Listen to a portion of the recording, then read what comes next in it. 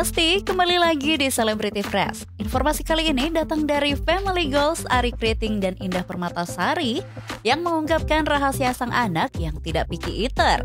Wah, kira-kira apa ya Besti rahasianya? Yuk langsung saja, ini dia.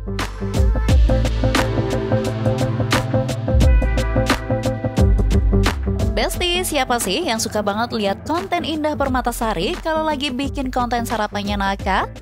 Wah, pasti besti-besti di rumah suka banget kan mantengin menu-menu sarapan Naka.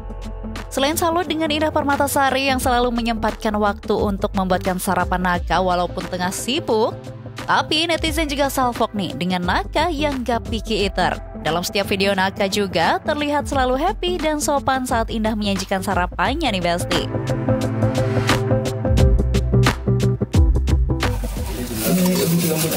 Bapak beli ubi cilembu buat sarapan. Kasih.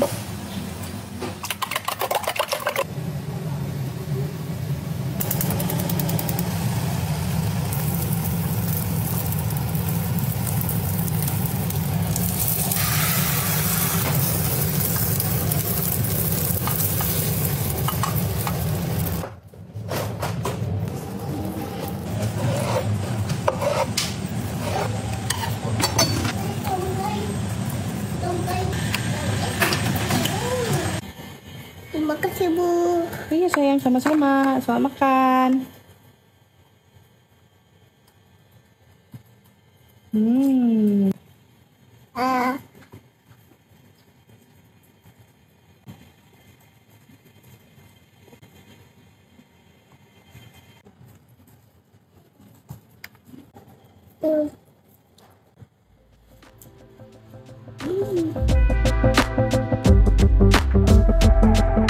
Kan Besti, selain gak picky eater, Naka ini adalah anak yang soft spoken banget ya.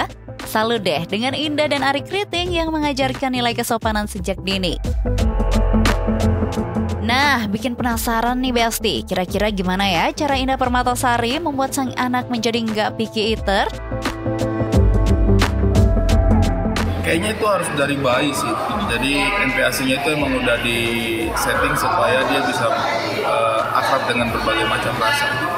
Jadi memang harus dari MPASI. Kalau mau anak sudah dia nggak picky eater itu sama, bahkan mungkin dari sejak kandungan sih. Kalau ibunya juga terbatas konsumsi makanan, ya mungkin juga itu akan berpengaruh kepada bayi kan. Jadi kalau bisa sih pada saat hamil sih makan sebanyak mungkin makanan bergizi. Tuh Besti, jadi kalau kamu mau anaknya nggak picky eater seperti Naka, tipsnya adalah memperkenalkan berbagai jenis rasa ke anak sejak anak mengkonsumsi MPASI ya. Duh, jadi salut juga ya Besti dengan Bang Arie Kriting ini. Walaupun dia seorang ayah, tapi ngerti banget loh soal parenting anak kayak gini. Duh, jarang-jarang ya ada ayah yang seperti ini. Ada yang menarik juga nih Besti dari setiap menu-menu sarapan yang Indah berikan untuk Naka. Beberapa kali terlihat ada satu menu yakni ubi cilembu ke dalam menu sarapan Naka. Wah, kok bisa ya Besti anak sekecil itu suka sama ubi cilembu?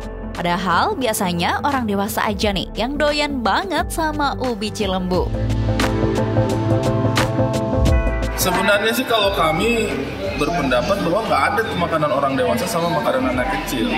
Nggak ada.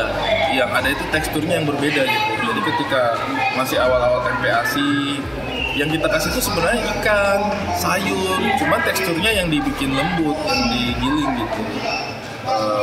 Kepiting, udang, apapun gitu. Jadi kita sebenarnya nggak pernah merasa bahwa ini harusnya makanan anak-anak, harusnya makanan orang dewasa. Jadi Naka itu makan apapun yang kita makan gitu.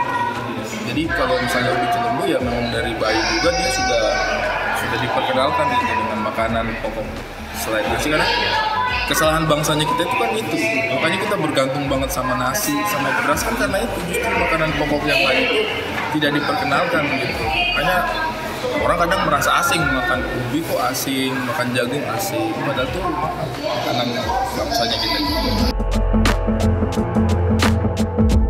Wih, emang best banget ya Besti pasangan yang satu ini. Pokoknya mah gak melulu soal nasi ya Besti. Masih banyak makanan pokok yang bisa kita berikan ke anak-anak kita. Tuh bisa banget dicontoh ya bunda-bunda. sering menyajikan menu ubi cilembu. Apa kira-kira itu menu favorit Naka ya Besti?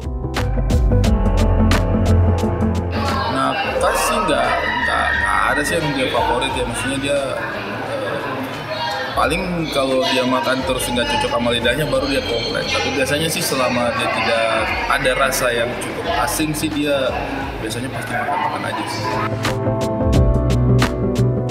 Bang Ari juga mengungkapkan rahasia Naka yang memiliki sifat soft spoken dan selalu mengapresiasi apapun yang disajikan sang ibu nih Besti. Kayaknya sih yang penting diajak ngobrol aja sih. Sama kalau kami sih ngurangin gadget ya. Karena kalau gadget kan anak jadi diem. Dia jadi nyimak gitu. Jadi nyimak apa yang ada di depan matanya. Pasti Besti juga selalu gemes kan kalau lihat tingkah Naka ini? Tahu nggak sih Besti, Indah dan Ari Kriting juga selalu berbagi tugas loh setiap pagi. Kalau Indah sudah mempersiapkan makanan untuk Naka, nah Bang Ari Kriting lah yang bertugas untuk memandikan Naka. Biasanya sih kita gantian sih. Awal makan itu emang biasanya momennya Indah itu, momennya Nona tuh. Tapi berapa kali ketika Nona nggak ada juga bantuin untuk menyajikan makanan, tapi antusiasnya memang beda. Jadi kalau saya tuh biasanya malah belajar, baca buku gitu. Iya, bagi tugas. Paling mandiin. Biasanya kalau habis makan sarapan pagi kan biasanya langsung mandi. Biasanya aku yang bantu mandi. Tapi kalau sarapan emang beda sih antusiasmenya. Saya bikin apa juga separuh dari Nona gitu. Pokoknya mah kalau masalah makanan, Ibu Indah ini nggak bisa dilawan ya Besti. Pokoknya happy dan sehat terus ya untuk keluarga yang satu ini. Selanjutnya ada Marsha Arwan yang membagikan perkembangan kondisi matanya setelah cedera karena pedal nih Besti. Gak pakai lama, langsung saja ini dia.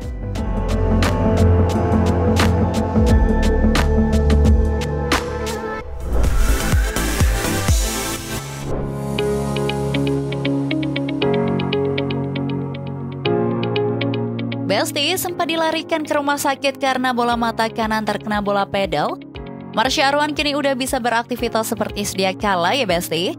Bahkan baru-baru ini Marsha juga telah kembali melakukan olahraga pedal bersama dengan teman-temannya. Tahu gak sih Besti, ternyata mata Marsha Arwan ini sebelumnya sempat mengalami sobek kornea karena terkena kuku seorang temannya.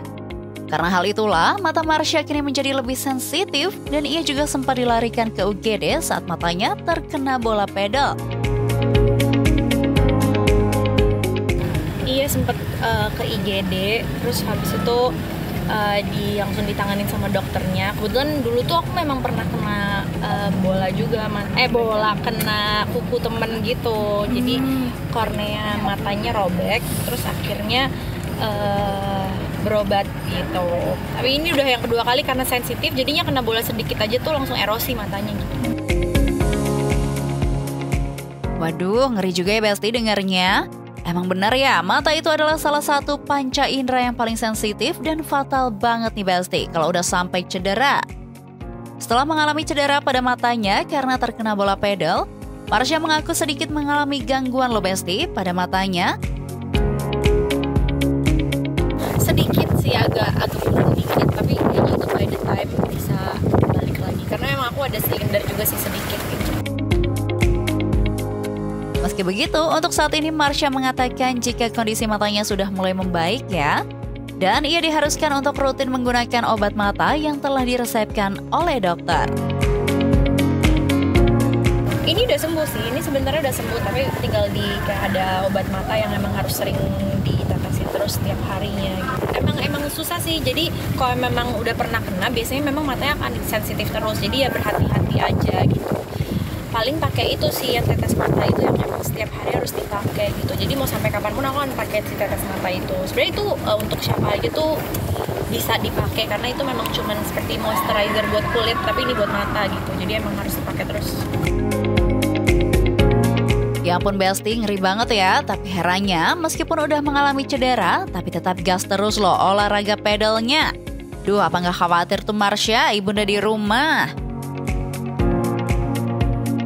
bunda sih, paling deg-degan dan paling kayak berdoa dulu ya, hati-hati pokoknya gitu.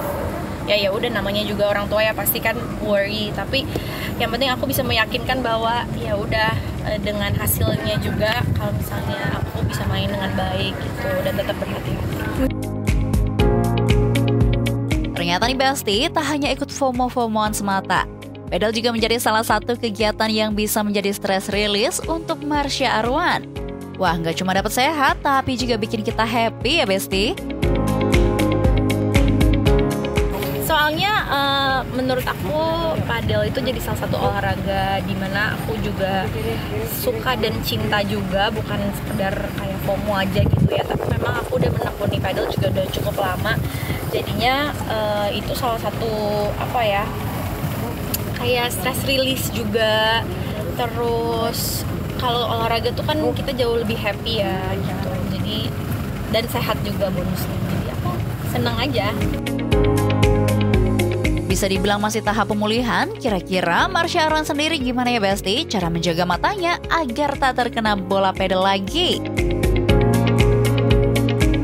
Iya memang, tapi kan makanya tadi pas kena bola-bola yang kayak kira-kira udah mau kena mata, aku lebih baik nggak ambil, jadi nggak ambil gitulah yang buat kali ini. Jadi lebih biasanya ambil ya.